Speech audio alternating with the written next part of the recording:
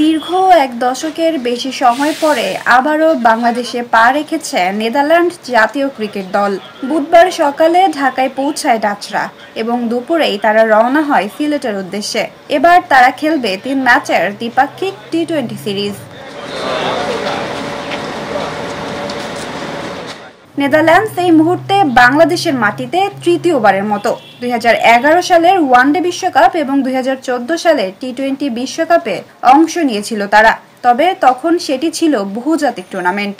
এবারই প্রথম পূর্ণাঙ্গ দ্বিপাক্ষিক সিরিজে বাংলাদেশ সফর করছে ডাচরা। সিলেট আন্তর্জাতিক ক্রিকেট স্টেডিয়ামে শুরু হবে সিরিজের প্রথম ম্যাচ আগামী শনিবার। পরের দুটি ম্যাচ হবে 1 ও 3 সেপ্টেম্বর। নেদারল্যান্ডস স্কোয়াডে আনা হয়েছে 3টি পরিবর্তন, আর বাংলাদেশ ইতিমধ্যেই প্রস্তুতি শুরু করেছে এশিয়া কাপের আগে ফর্ম যাচাইয়ের জন্য। পরের দুটি ম্যাচ হবে 1 ও। বাংলাদেশের ক্রিকেট ভক্তদের মনে আছে 2023 সালের ওয়ানডে বিশ্বকাপে কি হয়েছিল? সেই সময় টাইগাররা হেরে বসেছিল তুলনামূলক দুর্বল দল নেদারল্যান্ডসের কাছে। এবার সিলেটে সেই স্মৃতি নতুন চ্যালেঞ্জের সঙ্গে ফিরে এসেছে। সিলেটে টাইগাররা ব্যস্ত অনুশীলনে। ব্যাটাররা বিভিন্ন শট অনুশীলন করছেন, পেসাররা বল করছেন, নিজেদের মধ্যে খেলছেন প্রস্তুতি ম্যাচ।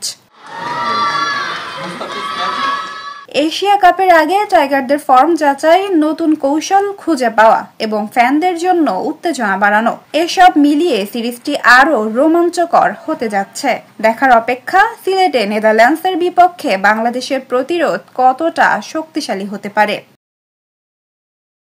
সিলেট আন্তর্জাতিক ক্রিকেট স্টেডিয়াম, এখানেই শুরু হবে নতুন দ্বিপাক্ষিক সিরিজ। ডাচদের বিপক্ষে টাইগারদের লড়াই শুরু হতে যাচ্ছে। নাজিফা তাসনিম, ক্রিকেট 97। ওয়ালটন এখন দেশের সীমানা পেরিয়ে পৌঁছে গিয়েছে 50টিরও বেশি দেশে। ওয়ালটন, ঘরে ঘরে বিশ্বজুড়ে।